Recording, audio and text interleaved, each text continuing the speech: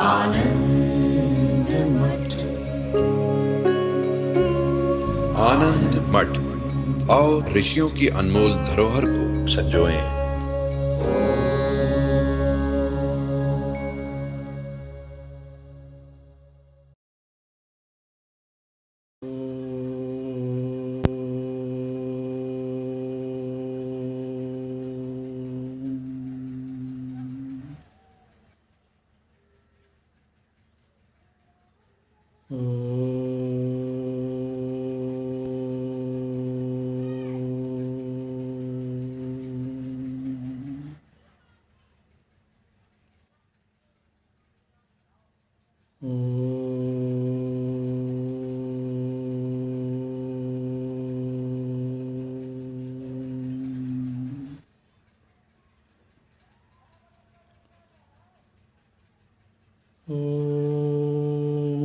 भद्रं कर्णेभिः शृणुयाम देवाः, भद्रं पश्येमाक्षभिर्यजत्राः, स्थिरैरङ्गैस्तुष्ट्वागुंसस्तनूभिः व्यशेम देवहितं यदायुः।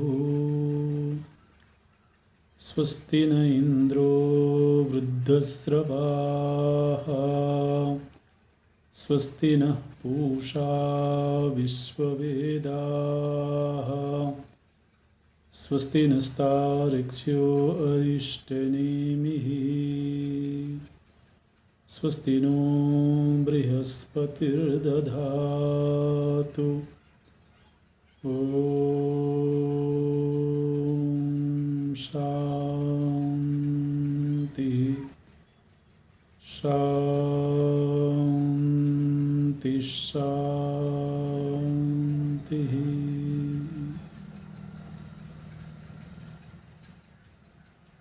सच्चिदानन्दरूपाय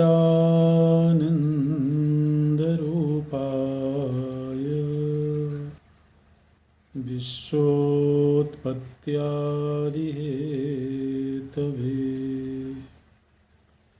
तापत्रयविनाशाय श्रीकृष्णाय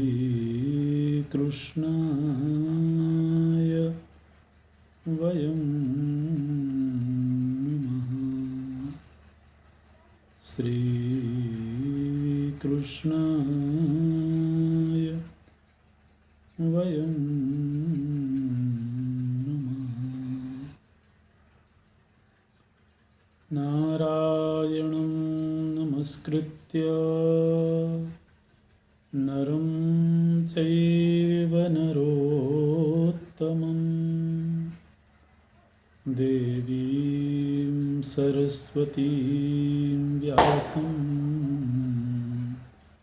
ततो जयमुदीरयेत्। ततो जयमुदीरयेत्।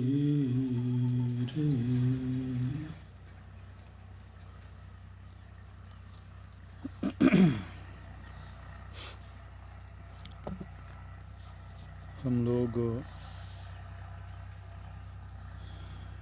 भगवान गरुड़ के जन्म का प्रसंग सुन रहे थे। किस तरह से वालखिल्य ऋषियों के द्वारा इंद्र के अहंकार का दमन करने के लिए यज्ञ किया गया और उस यज्ञ के संकल्प को, उस क्रिया को और उससे प्राप्त होने वाले फल को कश्यप ऋषि को सौंप दिया गया। कश्यप ऋषि पुत्रेष्टि यज्ञ कर रहे थे और उनको एक बड़ा तेजस्वी, बड़ा शक्तिशाली पुत्र चाहिए था। तो इस तरह से गरुड़ जी का जन्म हुआ और ये तय हुआ कि वो पक्षियों के इंद्र बनेंगे।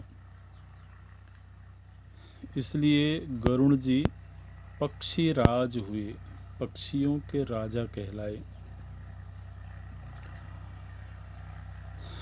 तो ये बीच में ये प्रसंग आ गया था प्रश्न पूछने पर कि गरुण जी के जन्म का प्रसंग क्या है, क्योंकि गरुण जी के पिता ऋषि हैं, मनुष्य हैं, तो फिर गरुण जी पक्षी रूप में कैसे पैदा हो गए।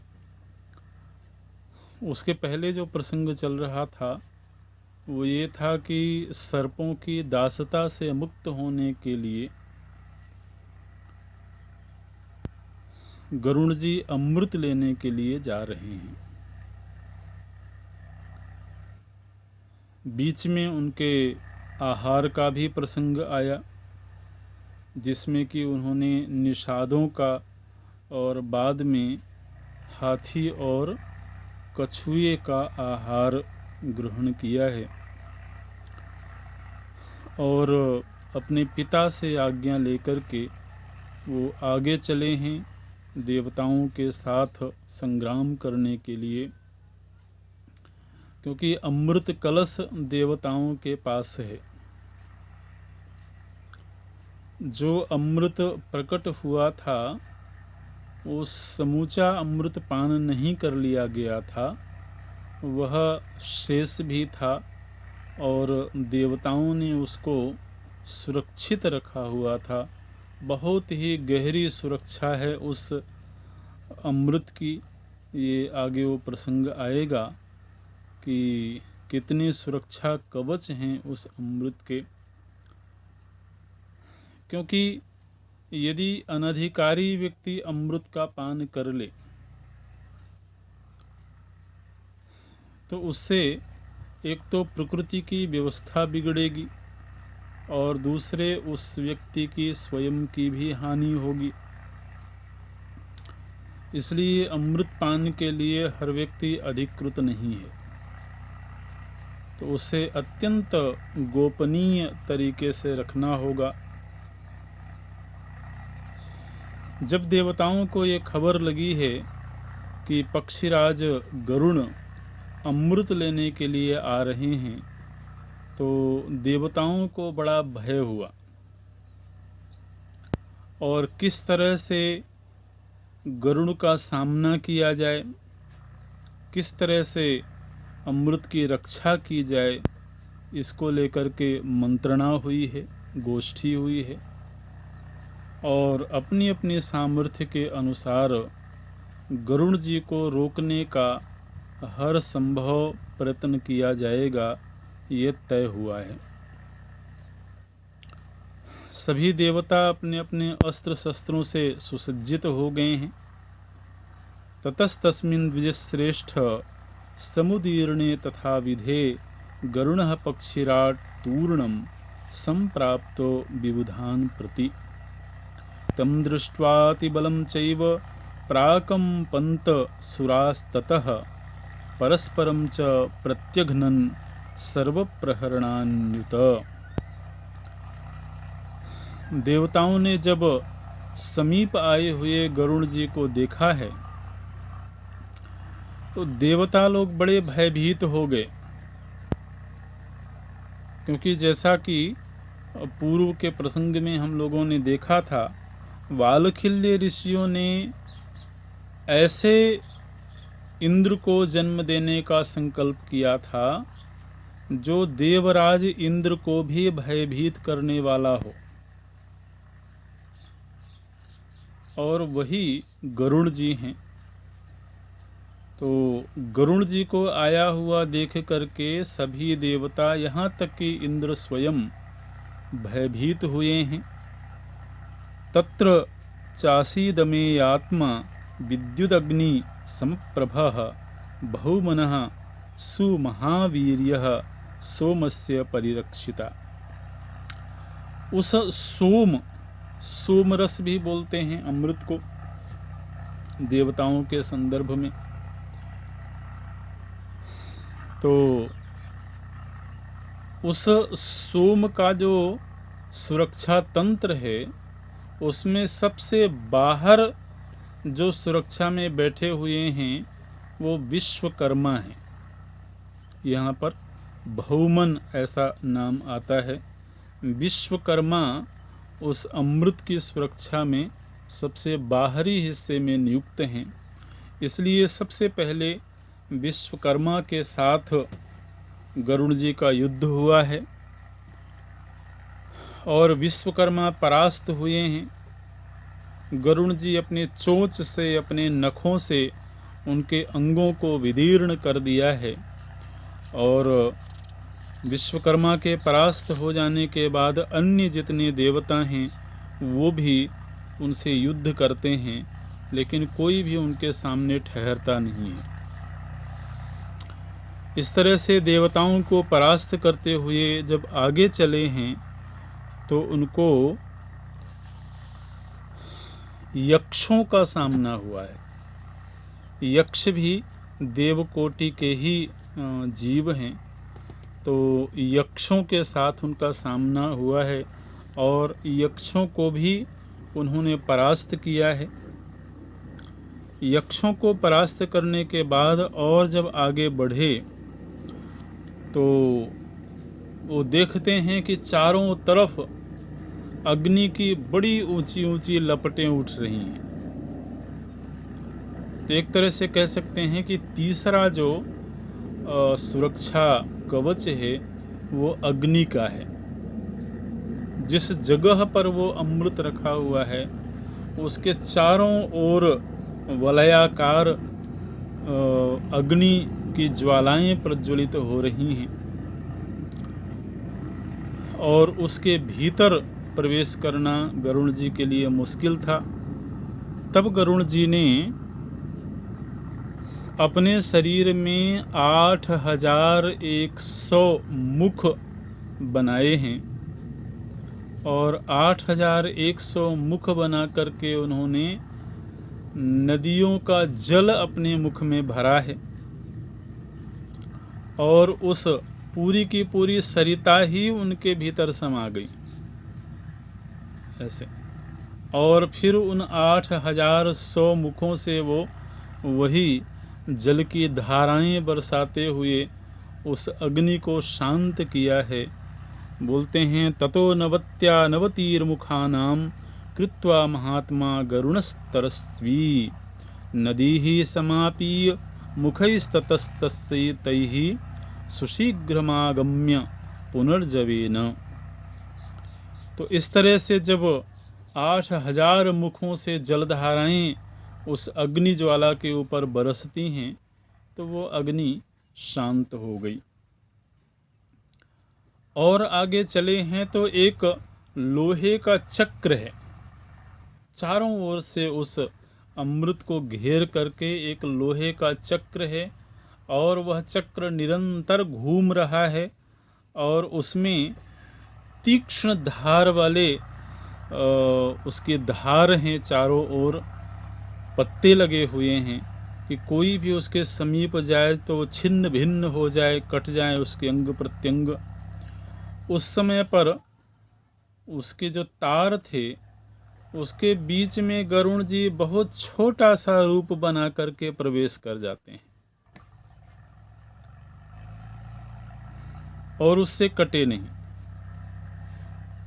जब और आगे गए हैं अंतरंग हिस्से में तो वहाँ वो देखते हैं कि 2 बड़े विषैले सर्प उस अमृत कलश का पहरा दे रहे हैं, बहुत ही विषैले हैं। तो गरुड़ जी ने उस समय पर अपने पंखों को फैला करके और बड़ी जोर से पंखों को हिलाया है और जब पंख हिले हैं तो उससे धूल उड़ी है और वह धूल उन सर्पों के आँख में भर गई।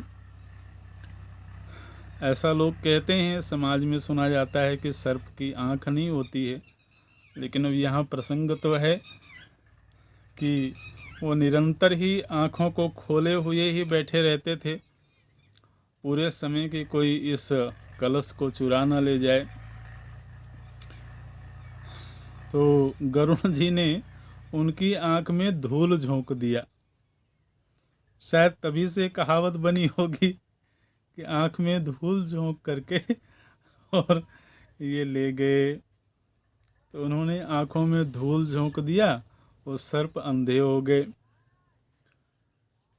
कभी कभी हम ऐसा भी सुनते रहे हैं कि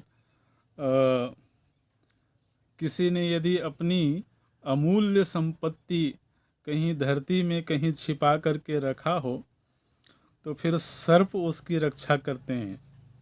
बचपन में इस तरह की कहानियाँ सुनते थे। तो ये सब प्रसंग कहीं ना कहीं पुराणों में, शास्त्रों में देखने को मिलते हैं।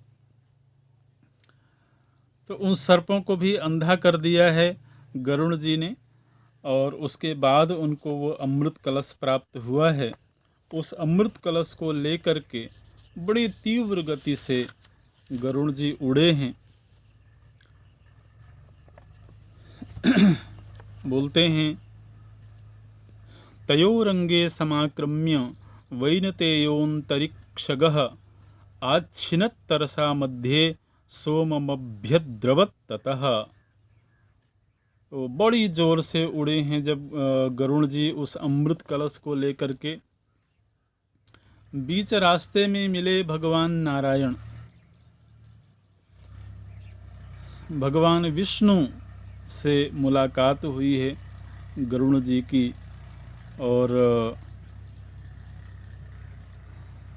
बोलते हैं, विष्णुना च तदाकाशे वैनतेयः समेवान् तस्य नारायणस्तुष्टः तेनालौल्येन कर्मणा।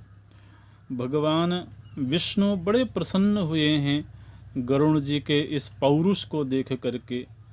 और भगवान विष्णु ने कहा कि हे गरुण जी, आपके इस अद्भुत पराक्रम को देख करके मैं बड़ा प्रसन्न हुआ हूँ। मैं तुम्हें वरदान देना चाहता हूँ। तो गरुण जी ने कहा कि यदि आप मुझे वरदान देना चाहते हैं तो एक वरदान तो ये दीजिए कि मैं आपसे ऊपर हो जाऊं।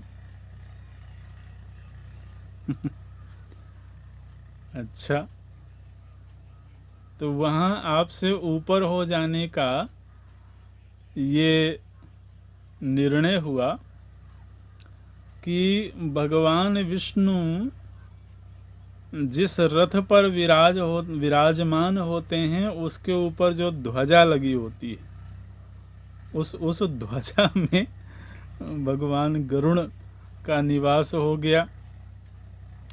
तो एक तो वरदान ये मिला। दूसरा, भगवान विष्णु गरुण जी के ऊपर प्रसन्न इसलिए भी हुए थे, आप देखिए कि पराक्रम तो निश्चित रूप से प्रशंसनीय है ही, लेकिन साथ ही व्यक्ति की जो नैतिकता है। गरुण जी के हाथ अमृत कलश लगा है, लेकिन गरुण जी ने स्वयं उस अमृत का पान नहीं किया। कोई भी व्यक्ति होगा, किसी के हाथ भी अमृत लग जाए तो उसकी पहली कोशिश तो स्वयं को ही अमर बनाने की होगी ना। तो गरुण जी के भीतर ये नैतिकता है कि उन्होंने स्वयं अमृत का पान नहीं किया। अपीत्वैवामृतं पक्षी परिगृह्यासु निःसृतः। और चूंकि सर्पों को वो अमृत देना है ऐसा तय हुआ था, इसलिए स्वयं पान किए बिना वो सर्पों के लिए अमृत लेकर के जा रहे हैं। गरुड़ जी के इस आचरण को देख करके भगवान नारायण अतिशय प्रसन्न हुए।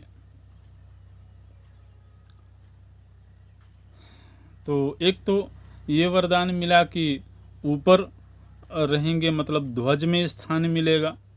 भगवान नारायण ने कहा था कि हम दूसरा वरदान, 2 वरदान आपको देना चाहते हैं।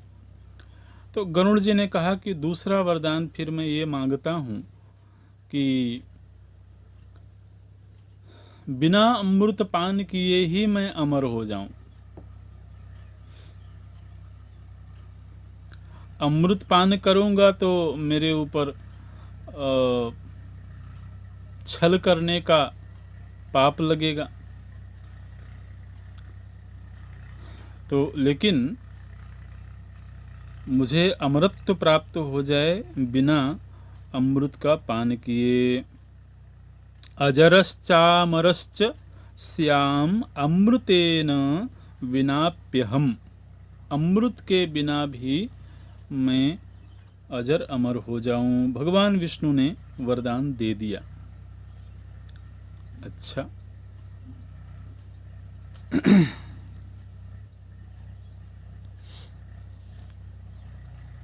ये भक्त और भगवान का खेल भी बड़ा विचित्र है।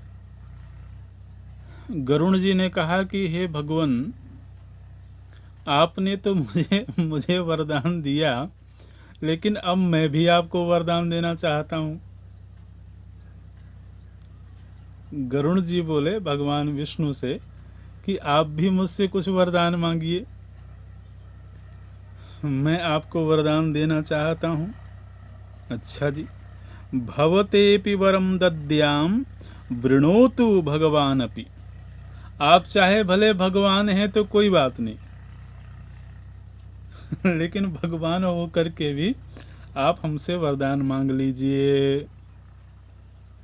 अच्छा, तो भगवान विष्णु ने क्या मांगा? बोले तम बब्रे वाहनम विष्णु गरुत्मंतम महाबलम। भगवान विष्णु ने कहा कि हे गरुण जी, फिर हम आपसे ये वरदान मांगते हैं कि आप हमारे वाहन बन जाइए।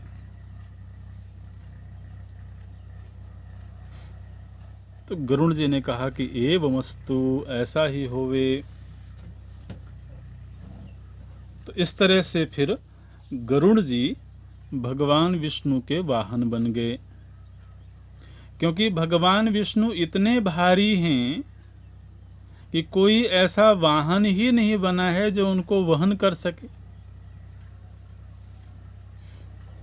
भाई, वाहन को इतना तो मजबूत होना पड़ेगा ना, जो उसके ऊपर सवार हो रहा है उसको वहन कर सके।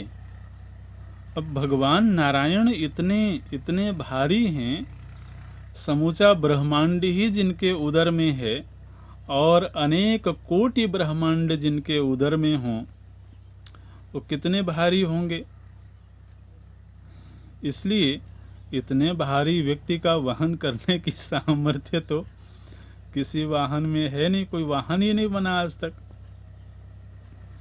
लेकिन गरुड़ जी में वो सामर्थ्य है। देखिए, गरुड़ नाम ही पड़ गया, जो भारी से भारी वस्तु का वहन कर सके वो गरुड़ है। तो इस तरह से गरुड़ जी भगवान नारायण के वाहन भी बन गए और भगवान के ध्वजा में भी गरुड़ जी को स्थान मिल गया। ध्वजं च चक्रे भगवानुपरि स्थास्यसीति तम एवमस्त्विति तम देवमुक्त्वा नारायणं खगः। अच्छा, वहाँ से भगवान विष्णु से आज्ञा लेकर के गरुड़ जी बड़ी तीव्र गति से चले हैं। इंद्र ने एक बार पुनः कोशिश करी। इंद्र अभी रुकना नहीं चाहते हैं। एक बार पुनः उन्होंने कोशिश किया कि इस अमृत को सर्पों के पास जाने से रोक लिया जाए। तो अंततः इंद्र के द्वारा वज्र का प्रहार किया गया है। आप जानते हैं, इंद्र के पास जो वज्र है वह दधीचि ऋषि की हड्डियों से निर्मित वज्र है। तो उस वज्र का प्रहार गरुड़ जी के ऊपर किया गया है देवराज इंद्र के द्वारा। गरुड़ जी ने ठहर करके बड़े शांत भाव से इंद्र से कहा, बोले कि देखो इंद्र, तुमने वज्र का प्रहार किया है मेरे ऊपर, तो मैं वज्र जिनके अस्थियों से बना हुआ है उन ऋषि का आदर करूंगा, और साथ ही वज्र की जो महिमा है उसका भी आदर करूंगा। वज्र किसी के ऊपर चलाया जाए और वो निष्फल हो जाए तो इससे एक तो वज्र की शक्ति अपमानित हुई, और दूसरे जिन ऋषि की अस्थियों से बना हुआ वज्र है उन ऋषि की सामर्थ्य का भी एक तरह से अपमान हुआ। तो बोले कि मैं सम्मान करूंगा, इसलिए मैं अपना एक पंख गिरा देता हूं। इंद्र के वज्र में तो ये सामर्थ्य नहीं है कि वो गरुड़ जी को मार सके अथवा क्षत विक्षत कर सके। तो गरुड़ जी ने कहा कि मैं अपना एक पंख गिरा देता हूं ताकि उस वज्र का सम्मान भी हो जाए कि वज्र चलाया गया और वो उनका पंख काट दिया इस तरह से। तो उन्होंने अपना एक पंख गिराया है। बहुत सुंदर वह पंख है। देवताओं ने जब गरुड़ जी के इस सामर्थ्य, इस पराक्रम को देखा है और उस पंख के सौंदर्य को देखा है, तब गरुड़ जी का एक नाम और रखा गया, वो है सुपर्ण। सुपर्ण, जिसके बड़े सुंदर पर्ण हैं, बड़े सुंदर पंख हैं। अच्छा, इंद्र देवता ने देखा कि शत्रुता करके तो इनके ऊपर विजय प्राप्त नहीं की जा सकती, लाओ मित्रता कर लेते हैं। व्यक्ति को हमेशा शत्रु बन करके ही नहीं रहना चाहिए। समय की नजाकत को देखते हुए जब जैसे रिश्ते की आवश्यकता हो उस रूप में प्रस्तुत होना चाहिए। यही समझदार व्यक्ति की पहचान है। और ख़ासतौर से यदि कोई हमसे भी ज़्यादा पराक्रमी हो, हमसे भी ज़्यादा बलवान हो, तो उससे शत्रुता करके हमारी ही हानि होगी ना। तो इंद्र देवता बोलते हैं, बलम विज्ञातुमिच्छामि यत्ते परमनुत्तमं सख्यम चानंतमिच्छामि त्वया सह खगोत्तम। बोलते हैं, हे खगोत्तम, हे पक्षियों के राजा, एक तो हम ये जानना चाहते हैं कि आपके पास बल कितना है, आपके पास पराक्रम कितना है, और दूसरा हम आपसे सख्य संबंध भी बनाना चाहते हैं। सख्यम चानंतमिच्छामि, दीर्घ काल के लिए हम आपसे मैत्री भाव स्थापित करना चाहते हैं। गरुड़ जी ने कहा, सख्यम मेस्तु त्वया देव यथेच्छसि पुरंदर। बोले कि हे पुरंदर, यदि आप मित्र बनना चाहते हैं तो हमें कोई आपत्ति नहीं, आप हमारे मित्र बनिए। दूसरा जो आपने ये पूछा कि आप बताइए कि आप में पराक्रम कितना है, आप में शक्ति कितनी है, तो बोले कि देखिए, कोई भी व्यक्ति अपने मुख से ही अपने शक्ति का बखान करे, ये अच्छी बात नहीं मानी जाती है। ये सभ्य पुरुष का लक्षण नहीं है कि वह अपने मुख से ही अपने बल, अपने पराक्रम, अपने सामर्थ्य का बखान करे। तो लेकिन अब आपने पूछा है तो कुछ न कुछ तो बताना पड़ेगा। तो बोले, सामर्थ्य इतनी है कि यदि इस समूची पृथ्वी को मेरे एक पंख के ऊपर रख दिया जाए तो मैं बड़ी आसानी से लेकर के केवल एक पंख में इस धरती को लेकर के उड़ सकता हूँ।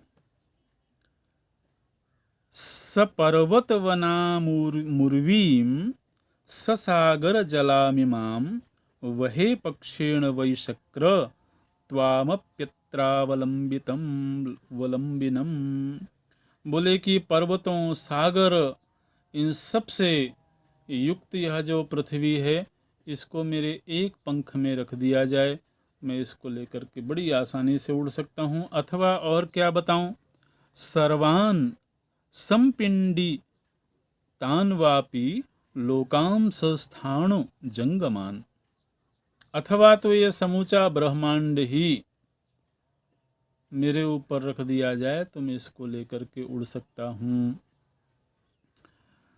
तो इस तरह से ये सामर्थ्य बहुत संक्षेप में गरुड़ जी ने अपने सामर्थ्य के विषय में बताया है। फिर इंद्र देवता ने कहा कि देखिए, आप स्वयं तो अमृत पान कर नहीं रहे हैं, तो आप ये अमृत कलश मुझे दे दीजिए। शत्रुता से ना सही, लड़ झगड़ करके ना सही, मित्रता से ही सही, आप ये अमृत कलश मुझे दे दीजिए। न कार्यम यदि सोमेन मम सोमा प्रदीयताम। यदि आपके लिए कोई इसकी उपयोगिता नहीं है तो आप ये मुझे दे दीजिए। गरुड़ जी ने कहा, देखिए, हमें तो सच में इसकी आवश्यकता नहीं है, लेकिन यदि हम इस अमृत को सर्पों के पास लेकर के नहीं गए तो हम दासता से मुक्त नहीं हो पाएंगे। हमारी माता न जाने कब से दासी बन करके जीवन यापन कर रही है अपने सौत की, तो अपनी माँ को हमें दासता से मुक्त करना है, इसलिए हमें ये अमृत लेकर के जाना जरूरी है। इंद्र देवता ने कहा कि गरुड़ जी, ठीक है, आप दासता से मुक्त होइए। हर व्यक्ति का अधिकार है कि वह दासता से मुक्त हो, स्वतंत्र जीवन जिए। लेकिन आप जानते हैं कि जिन सर्पों को आप ये अमृत देने के लिए जा रहे हैं, वो सर्प अमृत पान के अधिकारी नहीं है। एक तो वैसे भी वो इतने विषैले हैं, इतना आतंक उन्होंने फैलाया हुआ है, और यदि वो अमर भी हो जाएंगे तब तो फिर और भी ज़्यादा संकट की स्थिति हो जाएगी। इसलिए सर्प अमृत पान के योग्य नहीं है। गरुड़ जी ने कहा कि देखिए, मैं अमृत लेकर के तो जाऊंगा उनके पास में, उनको अमृत दूंगा, लेकिन आपको एक उपाय बता देता हूं कि मैं जहां अमृत रखूंगा वहां से आप चुरा लीजिएगा। इतना हो सकता है कि मैं जहां अमृत रखूं वहां से आप चुरा करके ले जाइए, इतना हो सकता है, लेकिन मैं अपने हाथों से आपको नहीं दे सकता। बोले, अच्छा ठीक है, ऐसा ही करते हैं। अब वो अमृत लेकर के और सर्पों के पास गए। सर्पों को उन्होंने वो अमृत दिया है। बोलते हैं, अथ सर्पानुवाचेदम सर्वान परम हृष्टवत। सर्प बड़े प्रसन्न हुए हैं और उन्होंने अमृत दिया सर्पों को, और बोले कि देखिए, ये अमृत कलश जो है ना, ये बहुत पवित्र वस्तु है, इसको ऐसे ही कहीं भी नहीं रखा जा सकता है। तो आप ऐसा करिए कि इस अमृत कलश को कुश एक घास होती है, आप जानते होंगे, तो जो कुशों का ये यहाँ पर जंगल है, तो यहाँ आप इसको सुरक्षित रख दीजिए, और शर्त के अनुसार अब आज से हम आपकी दासता से मुक्त हुए। सर्पों ने कहा, एवमस्तु, आज से आपकी माता और आप हमारी दासता से मुक्त हुए, क्योंकि आपने हमारा बहुत बड़ा कार्य कर दिया है। गरुड़ जी ने कहा कि देखिए, इस अमृत को ऐसे ही पान नहीं किया जाता है। आपको जाकर के पहले पवित्र जल में स्नान करना होगा, फिर आचमन आदि करके पवित्र होना होगा, फिर संकल्प पूर्वक, शुद्धिकरण पूर्वक संकल्प करके तब आपको अमृत पान करना चाहिए। सर्पों ने कहा बिल्कुल ठीक है, ऐसा ही करना चाहिए। अब क्या हुआ कि उन्होंने उस कुश के ऊपर अमृत कलश को रखा और सारे के सारे सर्प चले गए स्नान आदि के लिए, और इधर पीछे से पूर्व योजना के अनुसार इंद्र देवता ने उस कलश का हरण कर लिया। अब गरुड़ जी भी दासता से मुक्त हो चुके हैं। अमृत के ऊपर चूंकि देवों का ही अधिकार है, तो पुनः वो देवताओं को प्राप्त भी हो गया, और गरुड़ जी के साथ जो उनकी शत्रुता हो गई थी वह भी मैत्री में बदल गई।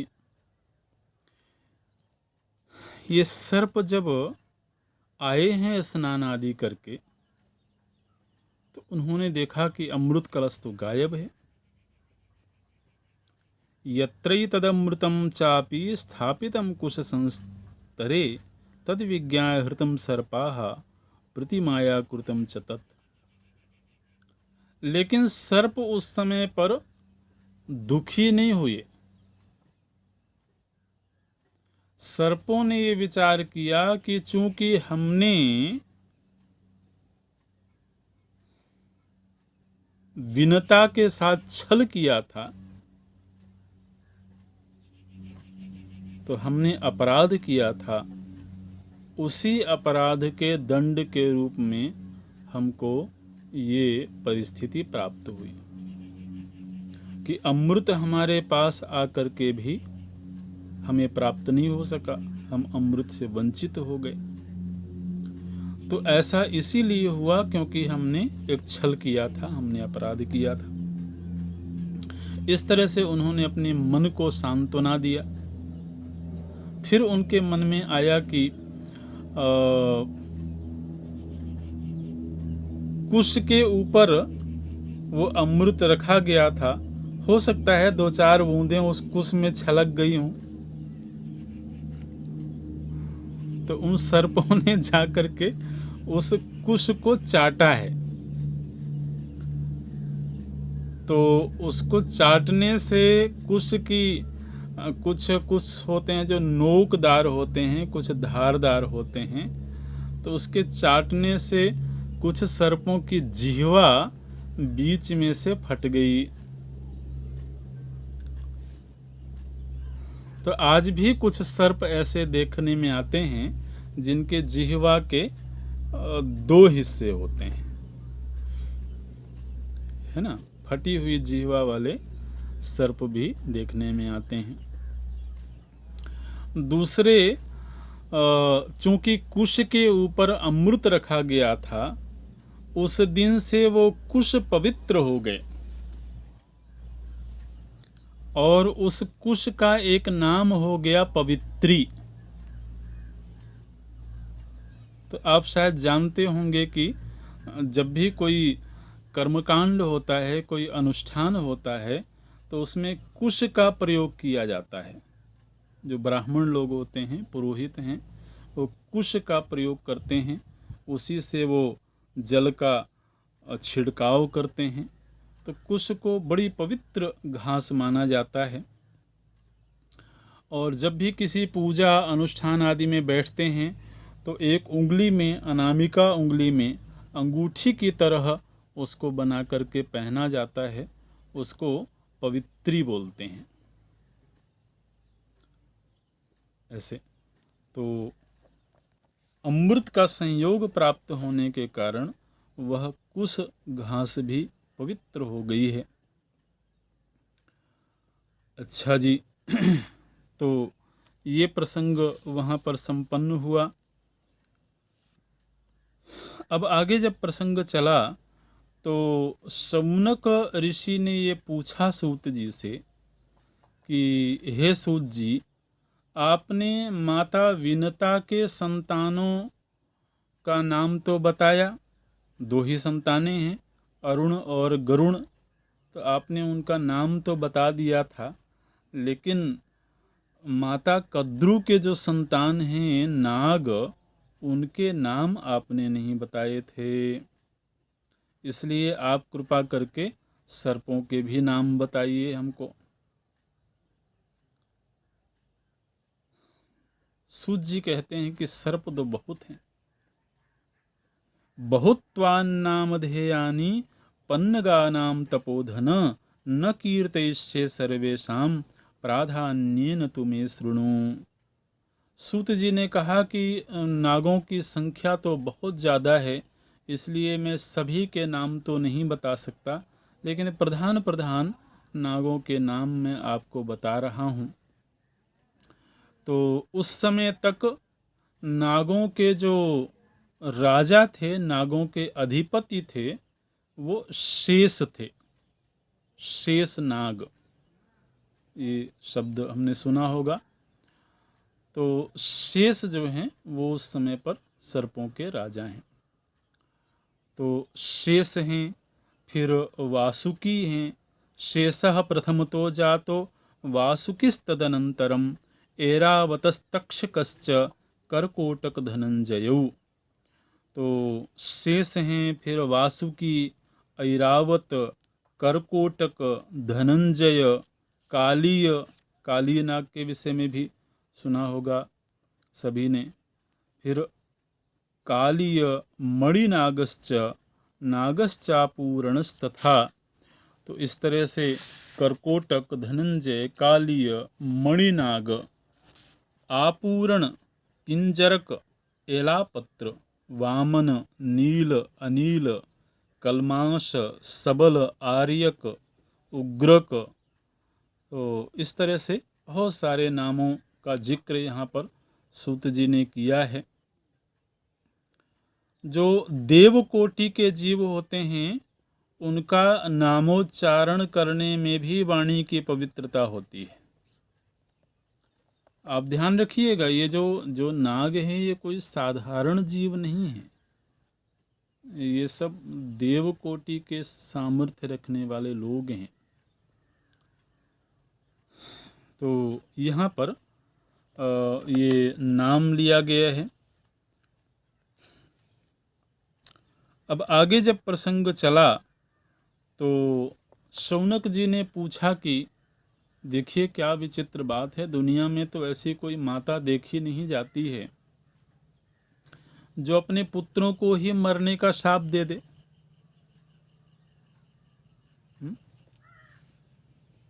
इसीलिए जो सर्पिणी होती है, सर्पों की जो माता होती है, उसको बड़ा क्रूर प्राणी कहा जाता है। तो सर्पों की माता कद्रु हैं और उन्होंने बताइए कि अपने सर्पों को ही शाप दे रखा है।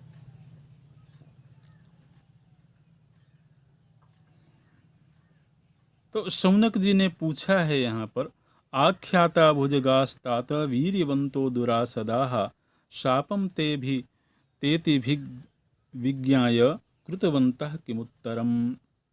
तो अपनी माता कद्रु के द्वारा दिए हुए शाप से मुक्त होने के लिए सर्पों ने आगे और क्या प्रयत्न किया। तो सूत जी बोलते हैं कि सर्पों के राजा जो शेष हैं वो बड़े सात्विक, बड़े धार्मिक प्रवृत्ति के थे, इसलिए सर्पों का अपने भाइयों का भी आचरण उनको पसंद नहीं आता था। अपने माता के द्वारा जो आचरण किया गया, पहले तो अपने सौत के साथ छल किया, फिर उसके बाद में अपने ही पुत्रों को शाप दे दिया। तो अपनी माता के इस आचरण से भी शेष भगवान दुखी हैं, और दूसरे उनके भाई लोग जो कि लोगों को डसते रहते हैं, लोगों को दुखी करते रहते हैं, लोगों को परेशान करते रहते हैं, इस बात से भी शेष भगवान को कष्ट है, शेष दुखी हैं। इसलिए उन्होंने क्या किया कि अपने सभी भाइयों को छोड़ करके और वो चले गए तपश्चर्या करने के लिए। बहुत घोर तप करते हैं शेष भगवान, और जब उनके तप की सिद्धि होती है उस समय पर स्वयं ब्रह्मा जी उनके पास में आते हैं और ब्रह्मा जी आकर के बोलते हैं कि हे शेष, आप बहुत घोर तप कर रहे हैं, इतने तप की आवश्यकता नहीं है, आप क्यों इतना तप कर रहे हैं? तो शेष भगवान बोलते हैं, सोदर्या मम सर्वे ही भ्रातरो मंद चेतसः। बोले मेरे जो सहोदर भाई हैं वो बड़े मंद बुद्धि के जीव हैं। एक तो उनको प्रकृति से विष की प्राप्ति हो गई है और दूसरे वो क्रूर स्वभाव के भी हैं, तो किसी को भी डसते रहते हैं, दुखी करते हैं। तो एक तो मैं अपने भाइयों से दूर हो जाना चाहता हूँ, अपने भाइयों से मुक्त होना चाहता हूँ। दूसरा, मेरे भाई लोग अपने ही भाई, आखिर विनता और कद्रू दोनों बहनें भी हैं और दूसरे एक ही पति की पत्नियां भी हैं, तो इसलिए दोनों की ही संतानें आपस में भाई ही हुए। तो मेरे जो सहोदर भाई हैं सर्प, वो अपने ही भाइयों गरुण और अरुण से दुश्मनी का भाव रखते हैं, तो ये भी मुझे पसंद नहीं आता है। और तीसरे, मेरी माता ने जो आचरण किया उस आचरण से भी मैं आहत हूँ, तो इसलिए मैं अब इन सब से दूर हो जाना चाहता हूँ। तो ब्रह्मा जी ने कहा कि आपके इस मनोभाव से, इस संकल्प से हमको बड़ी प्रसन्नता है, आप हमसे कोई वरदान मांग लीजिए। तो शेष भगवान ने कहा कि मैं आपसे इतना ही वरदान मांगता हूँ कि मेरी जो बुद्धि है वो हमेशा धर्म में, मनोनिग्रह में और तपश्चर्या में संलग्न रहे। यही वरदान मैं चाहता हूँ। एष एव वरो देव कांक्षितो मे पितामह, धर्म में रमतां बुद्धि समे तपसि चेश्वर। तो बोले कि मेरी बुद्धि धर्म में लगी रहे। ब्रह्मा जी ने एव मस्तु कहा है, बोले मैं तुम्हारे इस भाव से बहुत प्रसन्न हूँ और मैं तुमको एक सेवा देना चाहता हूँ।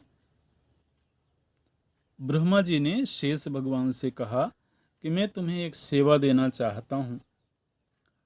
तो बोले बताइए क्या सेवा करना है।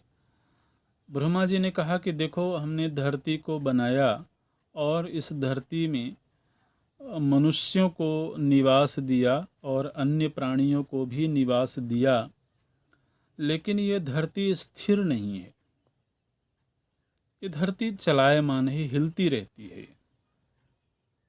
और धरती के हिलते रहने से धरती में रहने वाले जो प्राणी हैं उनको भय भी होता है, कष्ट भी होता है। तो मैं चाहता हूँ कि यह धरती थोड़ा स्थिर हो जाए, तो इसलिए आप इस धरती को अपने सिरोभाग में धारण करिए, इसको स्थिरता प्रदान करिए। तो शेष भगवान ने स्वीकार किया है। ब्रह्मा जी ने कहा, अधो महीम गच्छ भुजंगमोत्तम, स्वयं तवैषा विवरम प्रदास्यति, इमां धरां धारयता त्वया हि मे महत्प्रियं शेषकृतं भविष्यति। बोले कि आप धरती के बिल्कुल निचले तल पर चले जाइए और वहाँ से आप इस धरती को अपने फणों के ऊपर धारण करिए। शेष नाग जी वहाँ से गए हैं सीधे नागलोक में, पाताल लोक में, यहाँ पर ऐसा वर्णन आता है, पाताल लोक में गए हैं शेष, और वहाँ जाकर के उन्होंने इस धरती को अपने सिरोभाग में स्थिरता पूर्वक धारण कर लिया। तभी से यह धरती स्थिर हो गई। तो एक तरह से शेष तो अपने कुनबे को छोड़ करके चले गए। पीछे जो नाग थे उन्होंने अब सोचा कि भाई राजा के बिना तो रहना ठीक नहीं है। तो शेष से जो छोटे थे वो वासुकी थे। तो इसलिए सभी नागों ने वासुकी को अपना राजा बना लिया। ये वही वासुकी नाग हैं जिन्होंने समुद्र मंथन में रस्सी का काम किया था। जिस समय पर पर्वत को घूर्णन किया गया था समुद्र मंथन के लिए, उस समय रस्सी का कार्य किया था वासुकी नाग ने।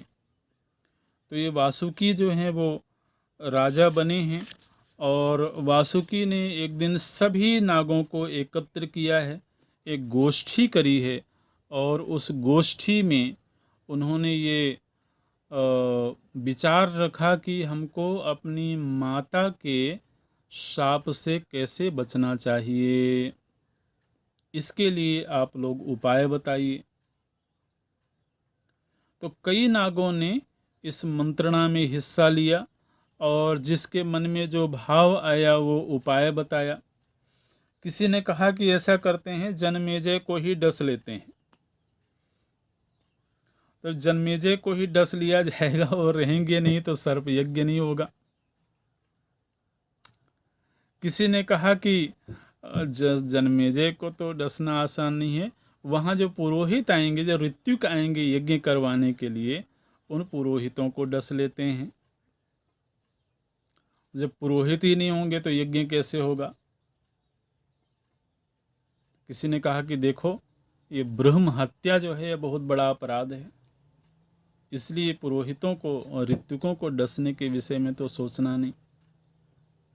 बोले ऐसा करते हैं, हम में से कुछ लोग ब्राह्मण का रूप धारण करके चले जाते हैं और जब जन्मेजय हमसे कहेंगे कि अब आप लोग सर्प यज्ञ करिए, तो उन लोगों को हम जन्मेजय को हम ये सलाह देंगे कि ये सर्प यज्ञ सही कार्य नहीं है, ये करना आपके हित में नहीं है। तो इसलिए उनको इस संकल्प से ही उपराम कर देंगे। किसी ने कहा कि हम मंत्रियों का वेश धारण करके जन्मेजय के पास चले जाते हैं, उनको ऐसी मंत्रणा करेंगे कि आप इस तरह का कार्य मत करिए। किसी ने कहा कि वहाँ जो यज्ञ के लिए जो सामग्री एकत्र होगी उस सामग्री को चुरा लेते हैं। तो किसी ने कहा कि जो यज्ञशाला बनेगी उस यज्ञशाला को अपवित्र कर देते हैं। तो इस तरह के बहुत तरह के प्रस्ताव वहाँ पर आए, लेकिन किसी भी प्रस्ताव में सहमति नहीं बन पाई, क्योंकि जो वासुकी थे उन्होंने कहा कि पहले से ही हमने जो गलतियाँ करी हैं उसकी वजह से तो हम ये सब दंड भोग रहे हैं, अपनी माता का ही शाप मिल गया है हमको।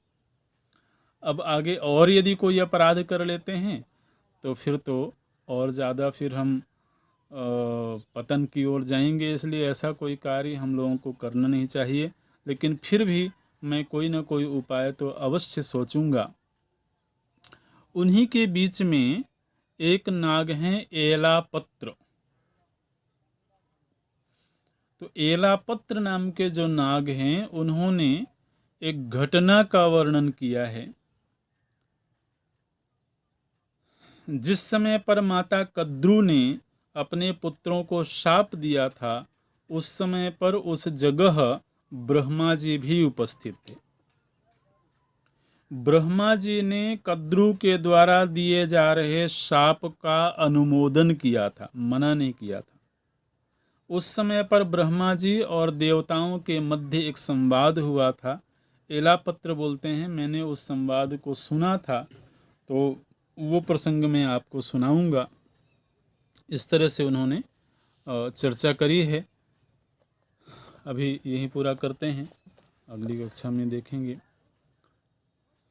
ओम पूर्णमदः पूर्णमिदं पूर्णात् पूर्णमुदच्यते पूर्णस्य पूर्णमादाय पूर्णमेवावशिष्यते। ॐ शान्ति शान्ति शान्तिः। हरिः ॐ श्रीगुरुभ्यो नमः। हरिः ॐ।